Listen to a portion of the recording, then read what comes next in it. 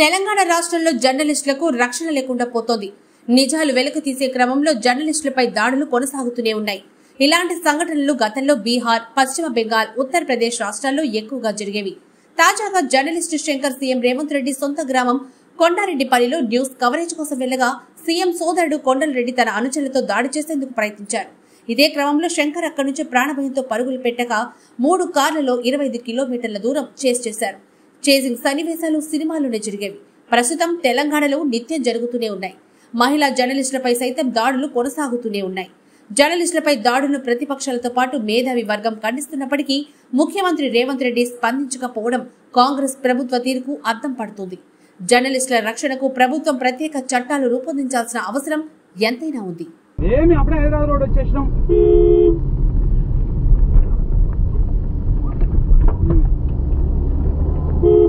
Phone చేసుకుంటూ వస్తున్నాము.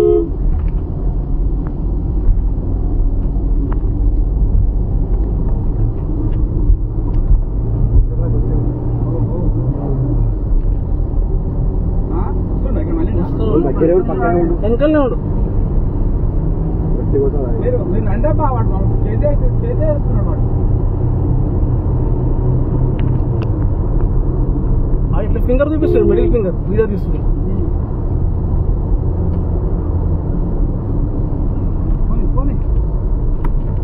గౌతమ్ మీరు రైడ్ తిరిగినాం, హైదరాబాద్ రోడ్ వెళ్తూనే ఉన్నాం.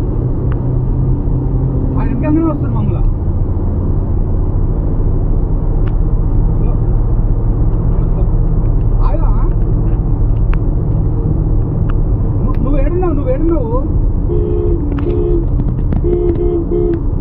నువ్వు వచ్చేసాయి, నువ్వు మమ్మల్ని చేర్చేయి. మమ్మల్ని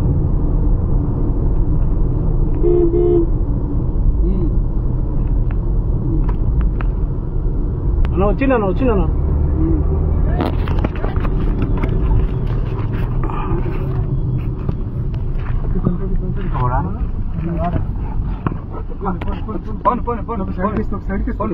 తక్కువ వాడు కాదే వాడు తీసుకురావు మా వీడియో. వాడు మమ్మల్ని ఆపుతున్నాడు, ట్రై చేస్తున్నాడు వాడు.